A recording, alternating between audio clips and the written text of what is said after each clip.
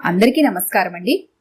ఈరోజు మనం కె విజయభాను గారు రచించిన పంతం ప్రేమైన వేళ అనే ఓ చక్కటి కథను విందాం. ఇక కథలోకి వెళ్దాం.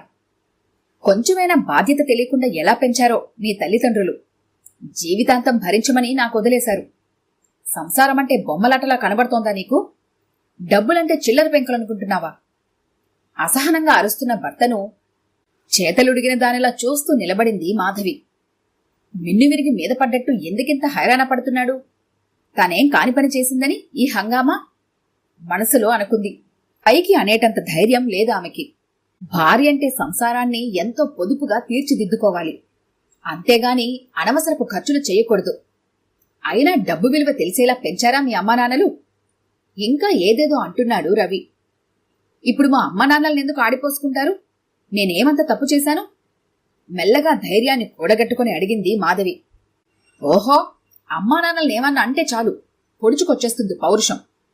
నేననే దాంట్లో తప్పే ఉంది? నువ్వు చేసింది అక్షరాల తప్పే. రంకల వేస్తున్న దున్నపోతును గుర్తు చేస్తోంది అతని ప్రవర్తన. పోనీ పుస్తకాలు తిరిగిచ్చేయమంటారా? భయపడుతూనే అడిగింది. మళ్ళీ ఇంతెత్తునెగిరాడు రవి. కళ్లల్లోకి కోపం బుసలు కొడుతూ వచ్చేసింది. అంటే నేను చేతకాని వాడినని, మూర్ఖుడినని, డబ్బులు ఖర్చు పెట్టలేని పిసినారినని ఊరంతా తెలియాలా? అసహనంగా ఊగిపోతూ అడిగాడు. మరేం చేయమంటారు? నేను చేసిన పని మీకు నచ్చలేదుగా? అతని వాక్ప్రవాహానికి అడ్డుపడుతూ అడిగింది. ఏం చేయమంటారని మళ్ళీ అమాయకంగా అడుగుతున్నావా? ఒకటా రెండా? 500 రూపాయలు ఎంత హ్యాపీగా ఖర్చు పెట్టేశావు? పోనీ పనికొచ్చేదేమైనా కొన్నావా? పుస్తకాలంట పుస్తకాలు, విసురుగా చేతులు తిప్పుతూ అంటున్నాడు. అదేంటండి, పుస్తకాలు అని అలా తీసి పారేస్తారు? ఎంతో విలువైన పుస్తకాలవి, ఎప్పటికైనా ఉపయోగపడతాయి. మనసు చివుక్కుమనగా బాధగా అంది. దేనికి ఉపయోగపడతాయి? మళ్ళీ వాటి గురించి లెక్చర్ ఇస్తున్నావా? దుబారా చేసిన డబ్బు విలువ నీకు తెలుసా అసలు? అయినా సంపాదించే వాళ్లకు తెలుస్తుంది డబ్బు విలువ. నీకేం తెలుస్తుంది? ఇంట్లో కూర్చొని మొగుడు జీతం తెస్తుంటే జల్సా చేయటం బాగా తెలుసు. ఎగతాళిగా అంటున్న అతని మాటలు విని మ్రాన్ పడిపోయింది మాధవి. తను జల్సా చేస్తోందా? అతని ఇష్టాయిష్టాలు తెలుసుకొని అతని అలవాట్లకు అనుగుణంగానే నడుచుకుంటోందే. తనకు డబ్బు విలువ తెలియదా? ఎందుకలా నోరు పారేసుకుంటున్నాడు? తనకసలు వ్యక్తిత్వమే లేనట్లు, మనసే లేనట్లు ఎన్ని మాటలంటున్నాడు. కళ్లల్లో నీరు చిప్పిల్లుతుండగా అవోద్వేగాన్ని మునిపంట అదిమి పట్టింది. మీకంతగా కష్టమైతే చెప్పండి, నేను కూడా సంపాదిస్తాను. అప్పుడిక ఇంకేదో అనబోతున్న మాధవిని చూసి పకపకా నవ్వాడు రవి. ఆ నవ్వు ఎంత ఎగతాళిగా ఉందంటే ఆమెకు ఆ క్షణాన ఉరివేసుకోవాలి అన్నంత కసి వచ్చింది.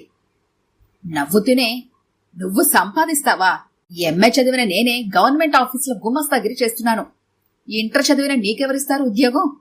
ఆ మాత్రం అర్హతతో ఉద్యోగం సంపాదించి సంసార భారం ఏం మోస్తావు? చదువుతానంటే మీరు ఒప్పుకున్నారా? లేకపోతే నేను పెద్ద చదువులు చదవలేనా? గాద్గదికంగా వస్తుంది ఆమె మాట. ఆహా, చదువు. నీ తెలివితేటలకి పై చదువులు కూడాను. ఇంటి ఖర్చులు ఎలా చెయ్యాలో తెలియదు గాని పై చదువులు. అతని ప్రతి మాటలోనూ ఎగతాళి ధ్వనిస్తోంది. ఆమె భావాలను పట్టించుకోకుండా మళ్లీ తనే అన్నాడు. నిజంగా నీకు అంత చేవ ఉంటే ఈ రోజు ఖర్చు చేసిన 500 సంపాదించిస్తావా? నెల కాదు, 2 నెలలు టైం ఇస్తాను. సంపాదించగలవా?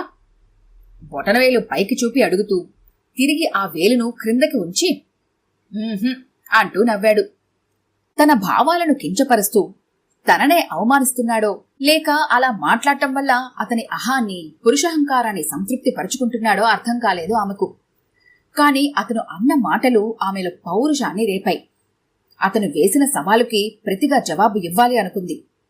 కాని మిన్నకుండిపోయింది. ఈ పుస్తకాలు తీసుకెళ్లి ఎక్కడైనా నాకు కనపడని చోట తగలెట్టు. అవి నా కంటపడితే బూడిదలు పోసిన పన్నీరులా 500 నా కంటికి కనబడతాయి అంటుండగా రవి రవి అంటూ గుమ్మం దగ్గర పిలుపు వినబడింది.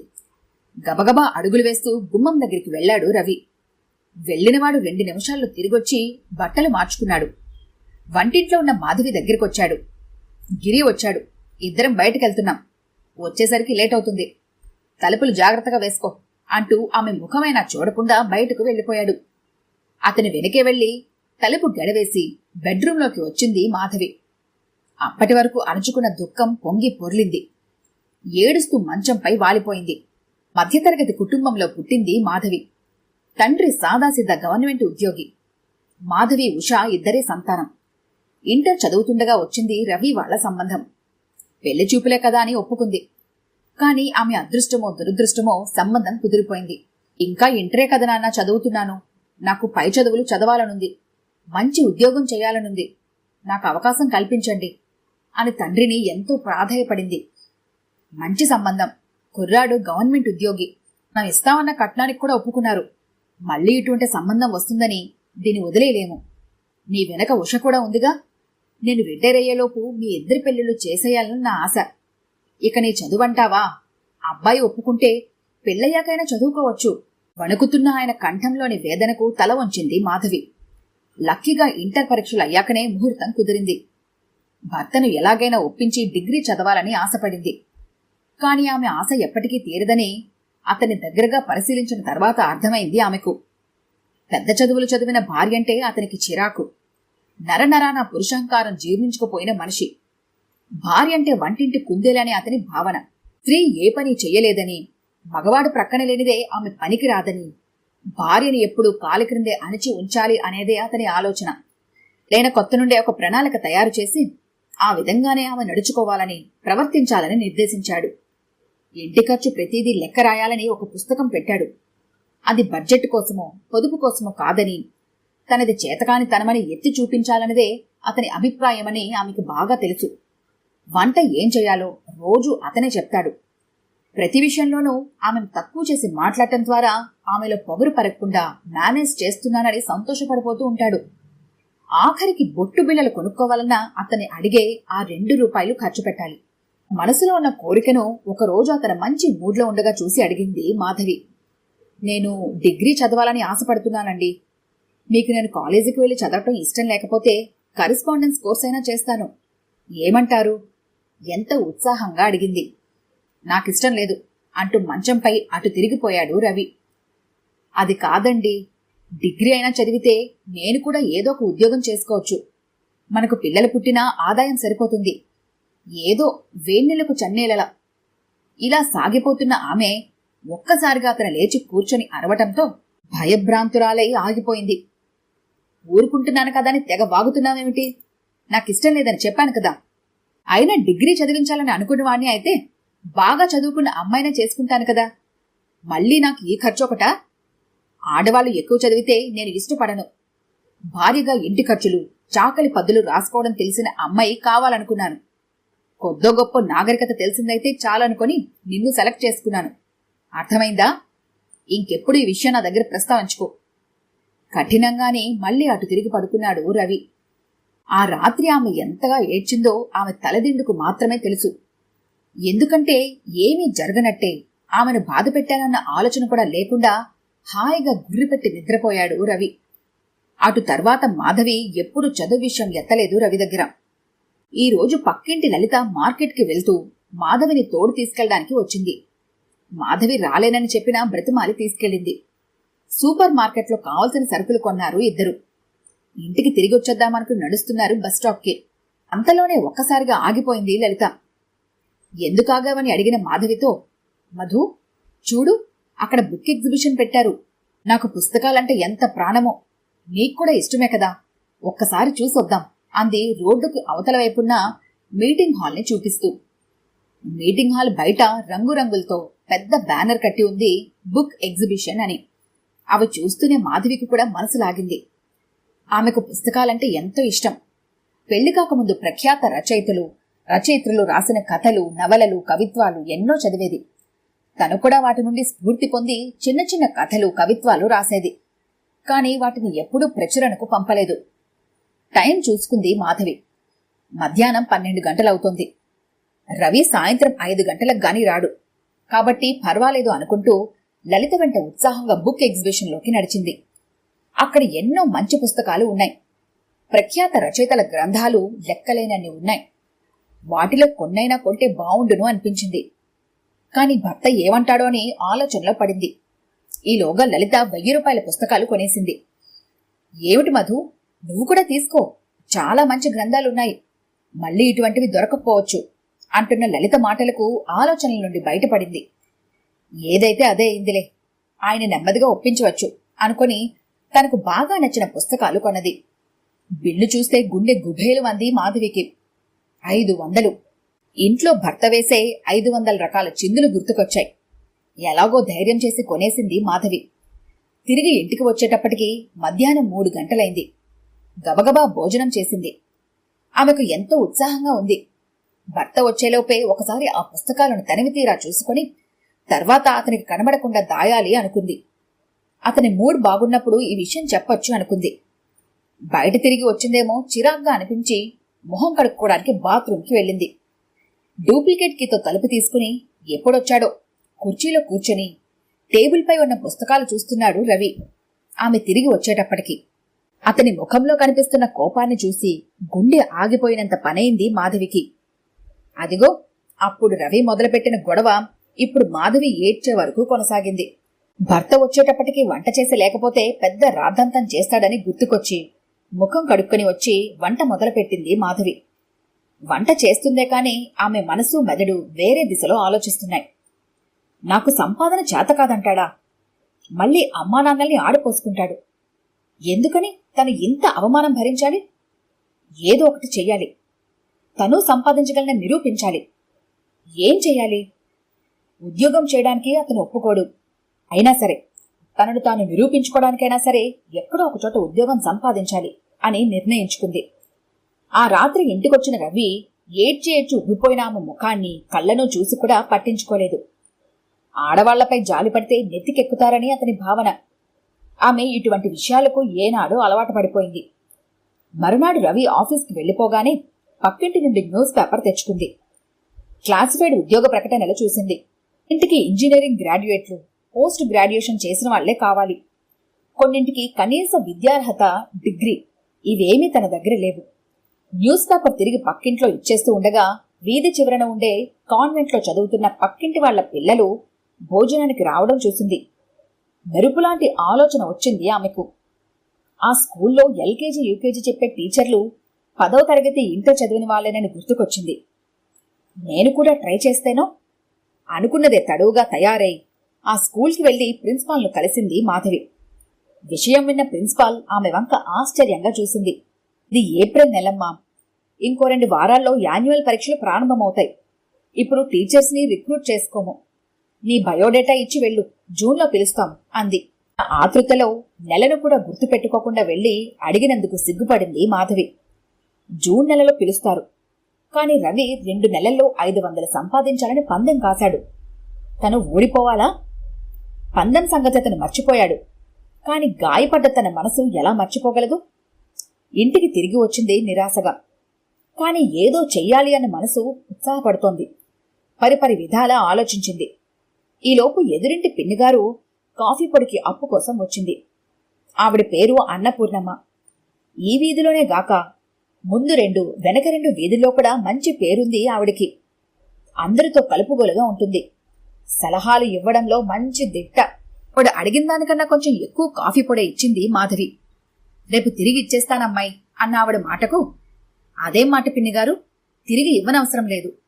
మీరు నాకేమైనా పరాయివాళ్లా అంది మాధవి. ఆ మాటలతో చాటంతయ్యింది ఆవిడ ముఖం. ఇదే మంచి సమయం అనుకుని ఆవిడ్ని కూర్చోబెట్టి మాటల్లోకి దింపింది. ఆ మాట ఈ మాట మాట్లాడాక, పిన్నిగారు, ఇంట్లో నాకేమీ తోచడం లేదండి. ఇలాగే ఉంటే బద్ధకం పెరిగిపోతుంది. 4 పిల్లలకి ట్యూషన్ చెబితే బావుంటుంది అనుకుంటున్నాను. కాని ఎవరిని అడగాలో ఏమిటో అంటూ ఆర్ధోక్తిలో ఆగిపోయింది మాధవి. దాందే ఉందమ్మాయి, మన వీధిలో అందరికీ నేనే చెబుతానుండు. మాట సాయమేగా. మన వీధిలో అవతల వీధిలో కూడా కాన్వెంట్ పిల్లలు బాగానే ఉన్నారు అంది. అది కాదండి, ఇది ఏప్రిల్ నెల. పరీక్షలు ప్రారంభమవుతాయి. ఇప్పుడెవరైనా నా దగ్గర చేరుతారా? నేనైనా జూన్ నెలలో ప్రారంభిద్దును. కాని ఇప్పటినుంచే అలవాటు పడితే వేసవిలో కూడా చెప్పొచ్చు కదా అంటూ ఆగింది. తను మాట్లాడిన మాట తనకే సరిగా అర్థం కాలేదు. ఆవిడకేమైనా అర్థమై ఉంటుందని ఆవిడ ముఖ కవలికలు గమనించింది. ఇదేమీ ఆవిడ పట్టించుకోలేదు. నేనున్నాను కదమ్మాయి, రేపటెల్లుండి కల్లా నీ దగ్గరికి గంపడి మంది పిల్లల్ని చేర్చును అంటూ వెళ్ళిపోయింది ఆవిడ. ఆవిడ వెళ్ళాక ఆలోచనలో పడింది మాధవి. ఏదో బోళాతనంగా తనిచ్చిన కాఫీ పొడికి ఉబ్బిపోయి చెప్పిన మాటలు కాని నిజంగా సంవత్సరం చివర్లో ఎవరొస్తారు తన దగ్గరికి ట్యూషన్కి? ఇలా ఆలోచించగానే నిరుత్సాహం ఆవహించేసింది ఆమెను. మనసు బాగాలేదని మంచం మీద పడుకుంది కాస్త నిద్రపోదామని. ఎంత ప్రయత్నించినా నిద్ర రాలేదు ఆమెకి. విసుగ్గా లేచి కూర్చుంది. టేబుల్పై నెల క్రితం రవి తెచ్చిన వారపత్రిక రెపరెపలాడుతూ కనిపించింది. కాస్త రిలీఫ్గా ఉంటుందని ఆ పుస్తకం తీసుకుని మళ్లీ మంచంపై పడుకుంది. పత్రిక పేజీలు తిప్పుతోంది. కాని మనసు ఎక్కడ ఉంది? పత్రికపై మనసు నిలవడం లేదు. పోనీ నిన్న తను కొన్న పుస్తకాలు చదవచ్చు కదా. వాటి కోసం ఎన్ని చీవాట్లు తిన్నదో తను. ఆ పుస్తకాలు గుర్తుకు రాగానే వాటి మీదకి మనసు మెళ్ళింది. పత్రిక పేజీలు తిప్పుతూ ఆ ఆలోచన రాగానే బీరువాలో ఉన్న పుస్తకాల దగ్గరికి వెళ్దామని చేతిలో ఉన్న వారపత్రిక మూసైపోయి ఆ పేజీ చూసి ఆగిపోయింది మాధవి. ఆ పేజీలో కథల పోటీ అని ఉంది. కథ ఏ అంశాల మీద రాయొచ్చో, ఎన్ని పేజీలు ఉండాలో మొదలైనవన్నీ రాసి ఉన్నాయి. అది చదవగానే ఎప్పుడో తను రాసిన కథలు గుర్తొచ్చాయి ఆమెకు. నేను కూడా ఒక కథ రాస్తేనో అనుకుంది. ఎంతో ఉత్సాహంగా అనిపించింది ఆమెకు. ఏ కథ రాయాలని ఆలోచించింది. ఎన్నో ఆలోచనలు వచ్చాయి. కాని సంతృప్తికరంగా అనిపించలేదు. చివరికి ఆమెకు వచ్చిన ఆలోచన ఎంతో బావుందనిపించింది. నా కథే రాస్తేనో అనుకున్నదే తడువుగా మొదలుపెట్టాలి అనిపించింది. మళ్లీ పత్రిక తెరిచి ఆ పేజీ అంతా చదివింది. చివరి పేరా చదివేటప్పటికీ ఏడుపొచ్చినంత పనయ్యింది. ఆ వారపత్రిక నెల కిందటిది.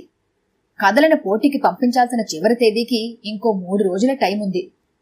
ఉదయం నుండి అంతా ఓటమే కనబడుతోంది. నా బ్రతికి ఇంతేనా అనుకోగానే కళ్లలో నీరు సుడులు తిరిగింది. అయినా తమాయించుకుంది.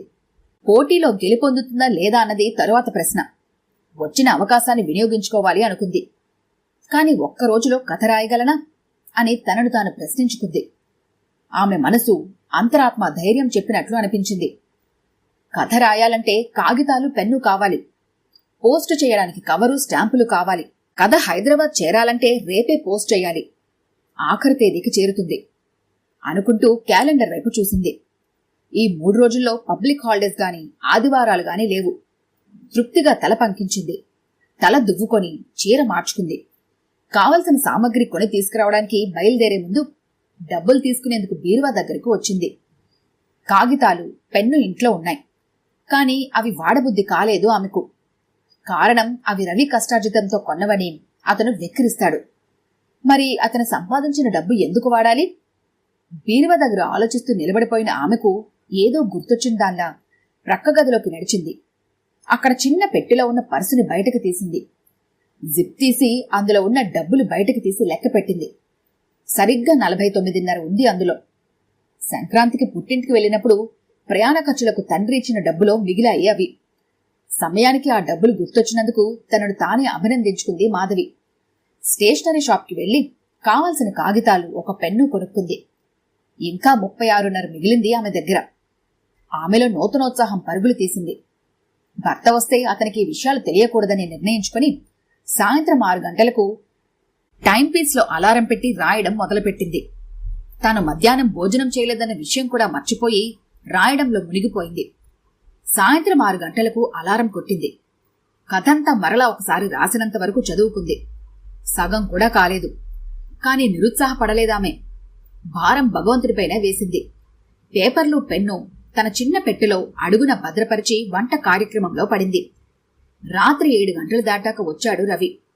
స్నానం చేసొచ్చి హాల్లో కూర్చుని టీవీ పెట్టుకున్నాడు. మాధవి అతనితో ఏమీ మాట్లాడలేదు. భోజనం వడ్డించి చిన్నగా దగ్గింది. ఇదో సిగ్నల్ అన్నమాట మాట్లాడటానికి. ఎంత పౌరుషమో! గొనుగుతూ వచ్చి భోజనం చేసి లేచాడు. ఆమె కూడా భోజనం ముగించి బెడ్రూంలోకి వెళ్లి పడుకుంది. రవి టీవీ దగ్గర కూర్చున్నాడన్న మాటేగాని మాధవి ముభావంగా ఉండటం అతని ఎంతో చిరాకు పెట్టింది. మాట్లాడాలని అనిపించినా తను తగ్గకూడదని నిర్ణయించుకుని బెట్టుగానే కూర్చున్నాడు. రాత్రి 8:30కు గిరి వచ్చాడు. మా ఆవిడ ఊరెళ్ళిందిరా, సెకండ్ షో సినిమాకు వెళ్తున్నాను, నీకు వీలుంటే రారా అన్నాడు. మాధవి అలకతో చిరాగ్గా ఉన్న రవి బట్టలు మార్చుకుని సినిమాకెళ్తున్నాను, తలుపులు జాగ్రత్తగా వేసుకో అని చెప్పి వెళ్లిపోయాడు. తలుపులు వేసి వచ్చి కాగితాలు, పెన్ను తీసుకుని టేబుల్ దగ్గర కూర్చుంది మాధవి. మళ్లీ రాయడం మొదలుపెట్టింది.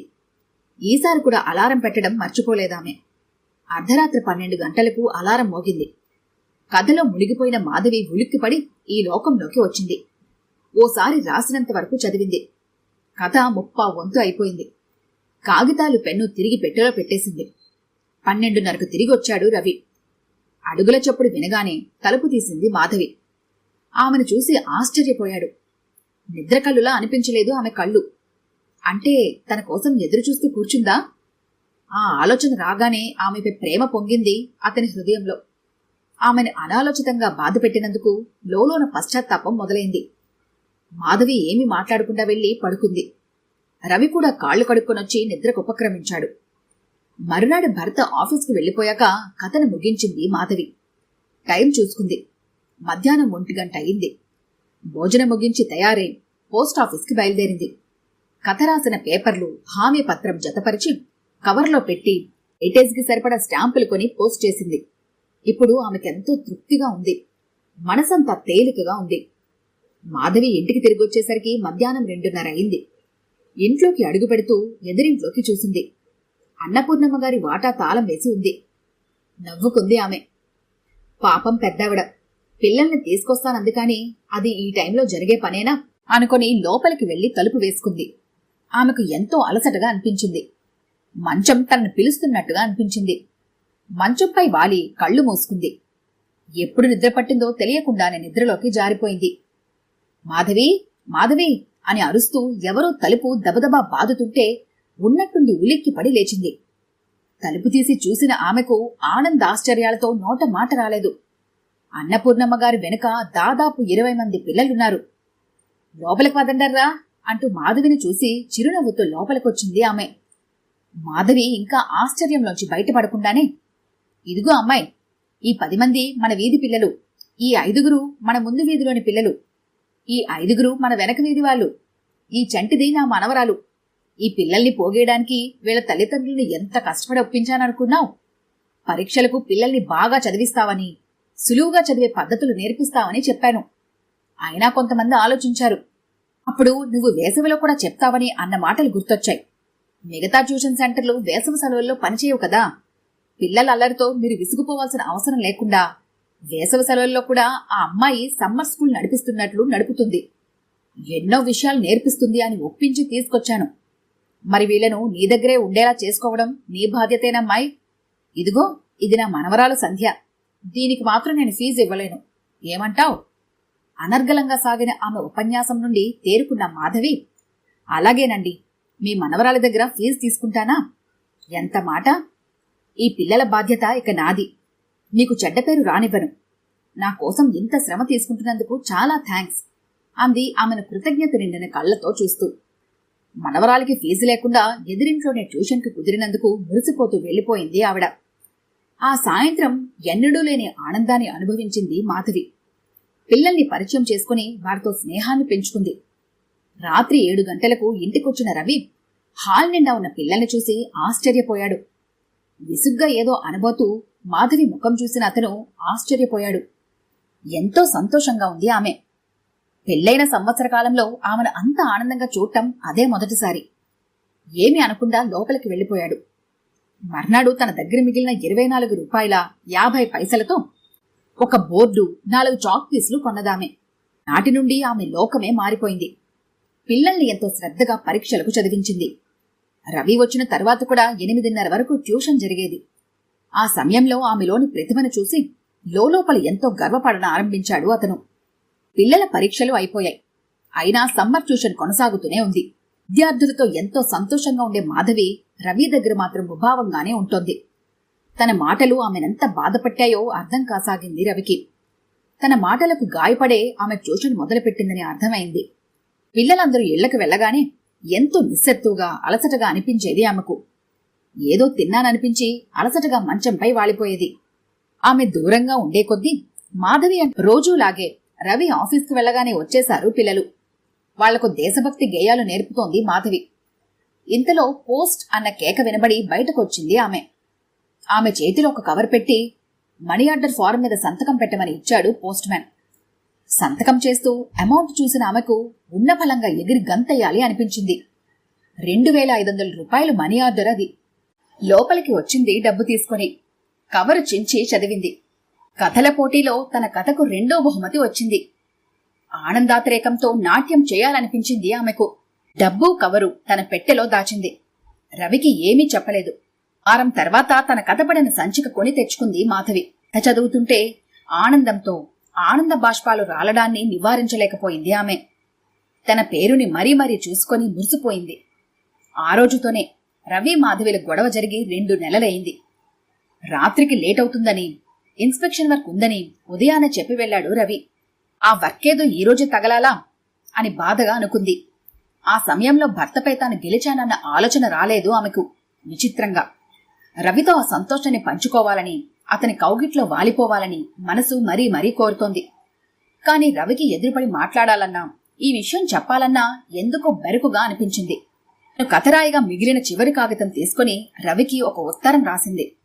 తన కథపడిన వారపత్రిక సంచిక, దానిపై ఈ ఉత్తరం 2500 రూపాయల్ని ఒక కవరులో పెట్టి టేబుల్ మీద పెట్టింది. అవి ఎగిరిపోకుండా పేపర్ వెయిట్ను ఉంచింది. రవి కోసం రాత్రి 11:30 గంటల వరకు మేలుకొనే ఉంది. బాగా అలసిపోవడం వలన ఆమెకు తెలియకుండానే గాఢ నిద్రలోకి జారిపోయింది. అర్ధరాత్రి 1:30కు వచ్చాడు రవి. డూప్లికేట్ కీతో తలుపు తీసుకుని వచ్చాడు. బెడ్రూంలో ఆదమరచి నిద్రపోతున్న భార్యను తదేకంగా చూస్తూ ఉండిపోయాడు. ఇంతలో అతని చూపు టేబుల్ పైన రెపరెపలాడుతున్న కాగితంపై పడింది. డబ్బులున్న కవరు పక్కన పెట్టి ఉత్తరం చదవడం ప్రారంభించాడు. ప్రియమైన మీకు, మీరన్న మాటలకు నా మనసు ఎంతో గాయపడింది.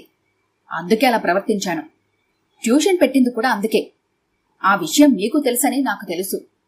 కాని మీరు వద్దని గొడవ పెట్టి ఉంటే అదీ వదిలేసేదాన్నేమో. కాని ఆ విషయంలో నాకు సహకరించినందుకు మీకు నా కృతజ్ఞతలు. ఈ రోజు నేనెంతో సంతోషంగా ఉన్నాను.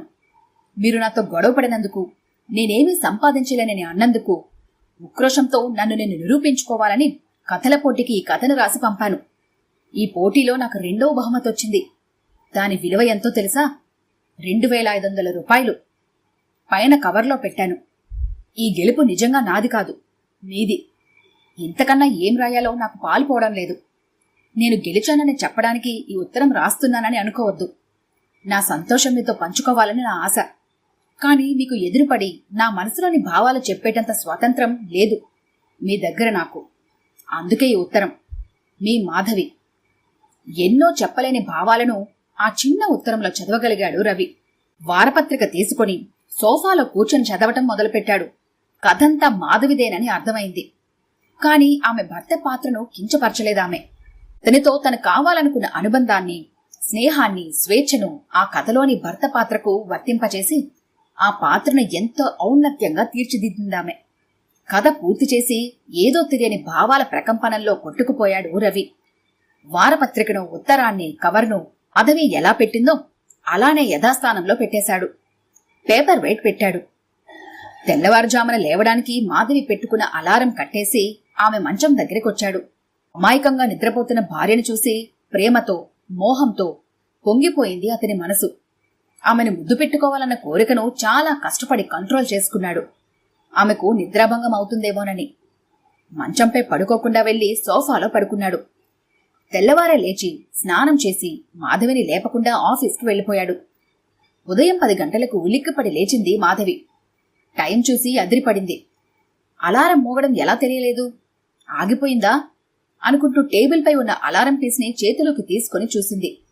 అది ఆఫ్ చేసి ఉంది. భర్త కోసం గదులన్నీ చూసింది. నిన్నటి బట్టలు స్టాండ్కి తగిలించి ఉన్నాయి. అంటే ఆఫీస్కి వెళ్ళిపోయారన్నమాట. అయ్యో, భోజనం వండలేదే, టిఫిన్ చెయ్యలేదు, పరగడుపునే వెళ్ళిపోయారే అని బాధపడింది. ఒకవేళ మధ్యాహ్నం భోజనానికి వచ్చేస్తారేమో అనుకొని గబగబా స్నానం చేసి వంట కార్యక్రమంలో పడింది. రవికి ఇష్టమైన పప్పు, దోసకాయ, బంగాళదుంప వేపుడు, పెరుగు పచ్చడి చేసింది. టైం చూసేసరికి మధ్యాహ్నం 12 గంటలైంది. అప్పుడు గుర్తొచ్చింది ఆమెకు ఉత్తరం, వారపత్రికల విషయం. ఒక్క ఉదుటిన బెడ్రూంలో టేబుల్ దగ్గరికి పరుగు తీసింది. అవి రాత్రి తాను ఎలా పెట్టిందో అలానే ఉన్నాయి. నిరుత్సాహం ఆవరించేసింది ఆమెను. తిరిగిపోయిన ఆమెను కళ్ళను మూసేశాయి వెనుక నుండి 2 చేతులు. భర్త స్పర్శను గుర్తుపట్టిన ఆమె ఆనందంతో వెనుతిరిగింది. మాధవిని 2 చేతులతోనూ ఎత్తి గిరగిరా తిప్పేశాడు రవి. అమ్మో, కళ్ళు తిరుగుతున్నాయి అంటూ ఆమె గలగలా నవ్వుతుంటే తృప్తిగా కిందకు దించి ఆమె చేతిలో ఒక కవరు, స్వీట్ ప్యాకెట్టు, పూల కవరు పెట్టాడు. పూల కవరను తెరిచి చూసిన ఆమె మల్లెపూలను చూసి సిగ్గుల మొగ్గే అయ్యింది. స్వీట్స్ ప్యాకెట్ను టేబుల్పై పెట్టి పొడవుగా ఉన్న కవర్ తీసి అందులో నుండి కొన్ని కాగితాలను బయటికి తీసిందామె. తేరిపార చూసిన ఆమె కళ్ళు ఆశ్చర్యంతో పెద్దవయ్యాయి. తన కళ్లను తాను నమ్మలేక, కలో నిజమో తెలియక భర్త వంక అయోమయంగా చూసింది ఆమె. కథల పోటీలో గెలుపొందినందుకు నా భార్యకు నేనిచ్చే కానుక. ఆమె చెవి దగ్గర అతనన్న మాటలతో వెనుతిరిగి అతన్ని అల్లుకుపోయింది మాధవి. ఆమె చేతిలో డిగ్రీ అడ్మిషన్ పేపర్స్ రెపరెపలాడుతూ నవ్వుతున్నాయి. ఆమెను కౌగిలించుకునే రవి, మధు, నీ ఎడబాటు నాలో ఎంతో మార్పును తీసుకొచ్చింది. ఈనాటి నుండి నేను నీకు భర్తనే కాదు, మంచి స్నేహితుణ్ణి కూడా. నన్ను నమ్ము అన్నాడు. ఆ మాటలు ఆమె చేతిలో కళ్యాణి రాగాన్ని పలికించాయి. కొంతసేపటికి ఏదో గుర్తొచ్చిందాన్లా అతని నుండి విడివడింది మాధవి. పిల్లలొస్తారేమోనండి, తలుపు కూడా వేయలేదు అంది సిగ్గుపడుతూ. నేను ఉదయం బయటకెళ్తూ అన్నపూర్ణమ్మ గారి మనవరాలతో పిల్లలందరికీ కబురు పెట్టాను, ఈరోజు ట్యూషన్ లేదని, మా క్లాసు వేరే ఉందని అని చిలిపిగా అంటున్న అతన్ని మళ్లీ అల్లుకుపోయింది ఆమె. ఈ చక్కటి కథ కనుక మీకు నచ్చినట్లయితే లైక్ చేయండి, షేర్ చేయండి. మరిన్ని ఇంట్రెస్టింగ్ కథల కోసం మా ఛానల్ని తప్పకుండా సబ్స్క్రైబ్ చేసుకోండి.